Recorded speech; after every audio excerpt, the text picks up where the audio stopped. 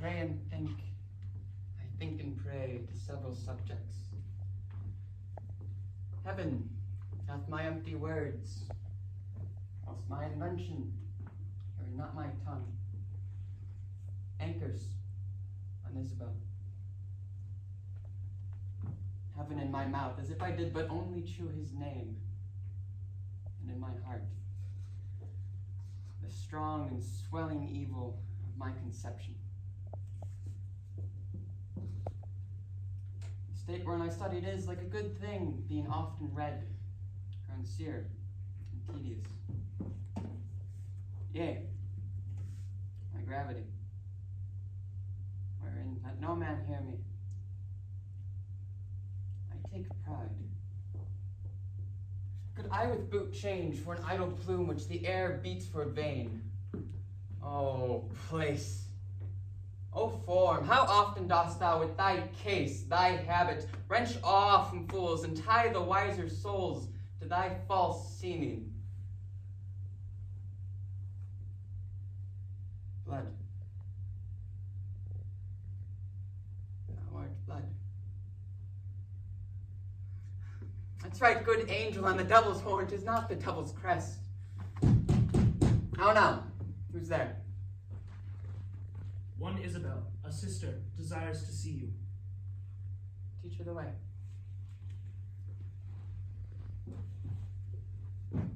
Oh, heavens! Why does my blood thus muster to my heart, making both it unable for itself and dispossessing all my other parts of necessary fitness? Play the foolish throngs with one that swoons. Come all to help him, and so stop the air by which he should revive. And even so, the general subject to a well-wished king quit their own part, and in obsequious fondness crowd to his presence, where their untaught love must needs appear offense. How now, fair maid? I am come to know your pleasure. That you might know it would much better please me than to demand what 'tis. Your brother cannot live.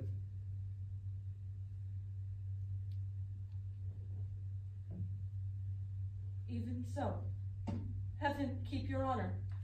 Yet, a little while, and it may be as long as you or I, yet he must die. Under your sentence?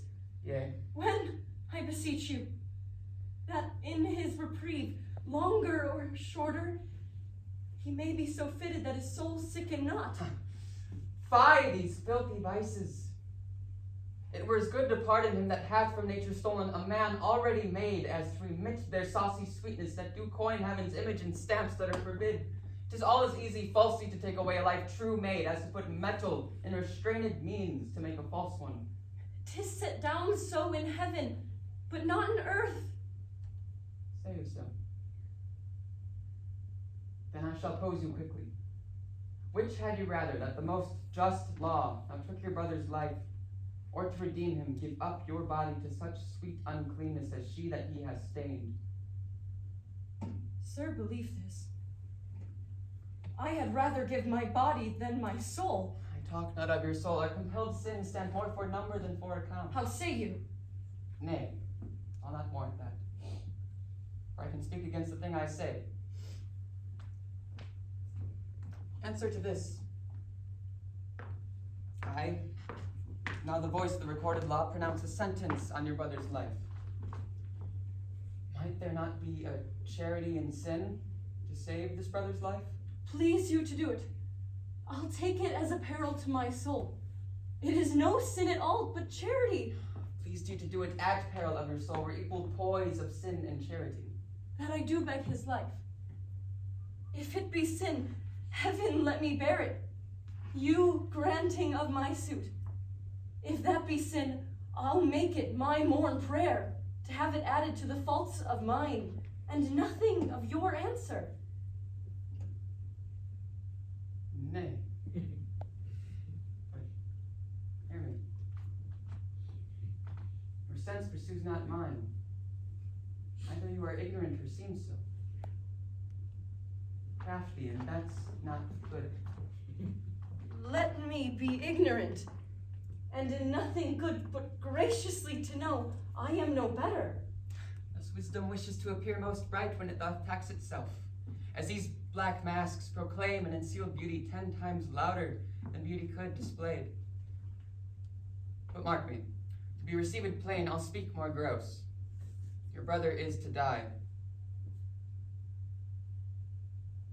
So, And his offense is so, as it appears, accountant to the law upon that pain. true. Admit no other way to save his life, as I subscribe not that nor any other, but in the loss of question, that you, his sister, finding yourself desired by such a person whose credit with the judge, our own great place, could fetch your brother from the manacles of the all-binding law, and that there were no earthly mean to save him, but that either you must lay down the treasures of your body to this supposed, or else to let him suffer. What would you do?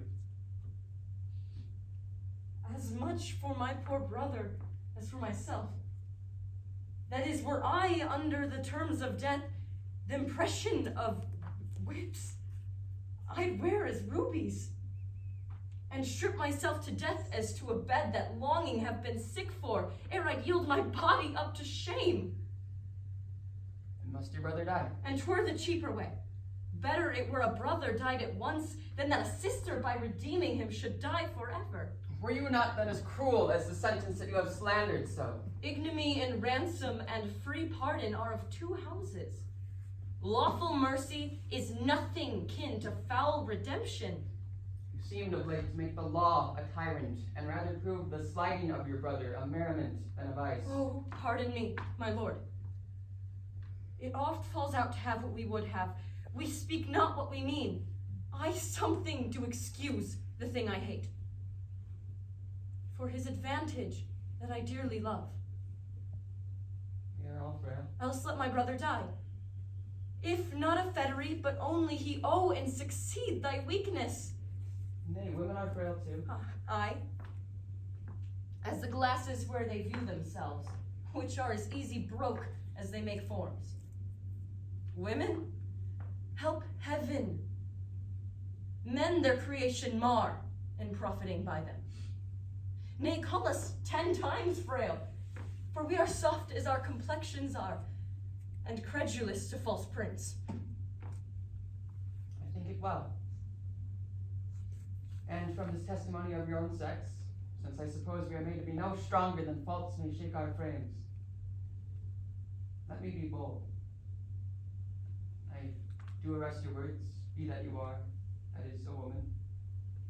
If you be more, you are none. If you be one, as you are well expressed by all external warrants, show it now, by putting on the destined livery. I have no tongue but one. Gentle, my lord, let me entreat you, speak the former language. Keenly conceive, I love you. My brother did love Juliet, and you tell me he is to die for it. You shall not, Isabel, if you give me love. I know your virtue hath a license in which seems a little fouler than it is to pluck on others. Believe me, on mine honor, my words express my purpose. Ha! Little honor to be much believed, and most pernicious purpose. Seeming. I will proclaim thee, Angelo. Look for it. Sign me a present pardon for my brother, or with an outstretched throat I'll tell the world aloud what man thou art.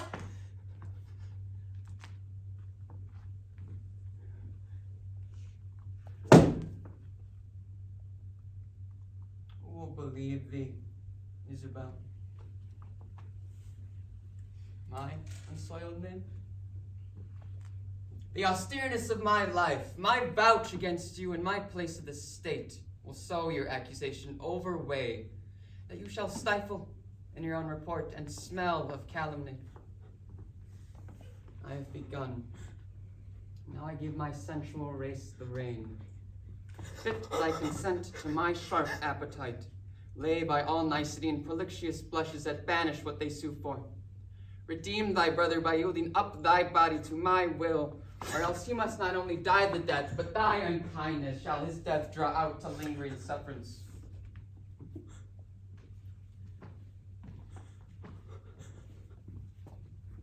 Answer me tomorrow, or by the affection that now guides me most, I'll prove a tyrant to him. As for you, say what you can.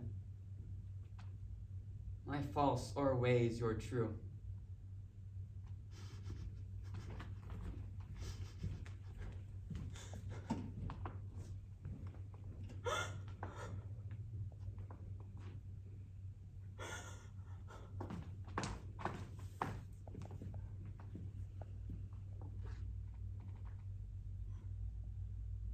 To whom should I complain?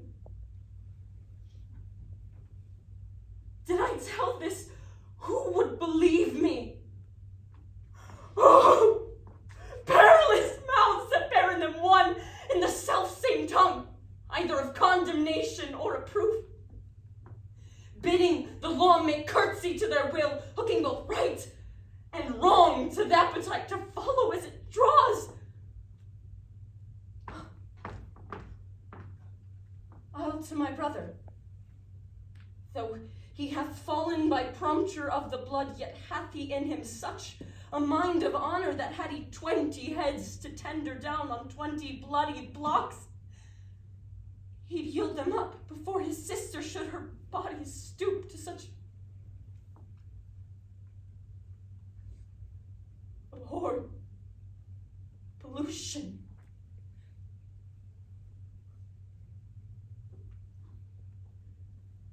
Then Isabel, live chaste, and brother, die. More than our brother is our chastity. I'll tell him yet of Angelo's request, and fit his mind to death for his soul's rest.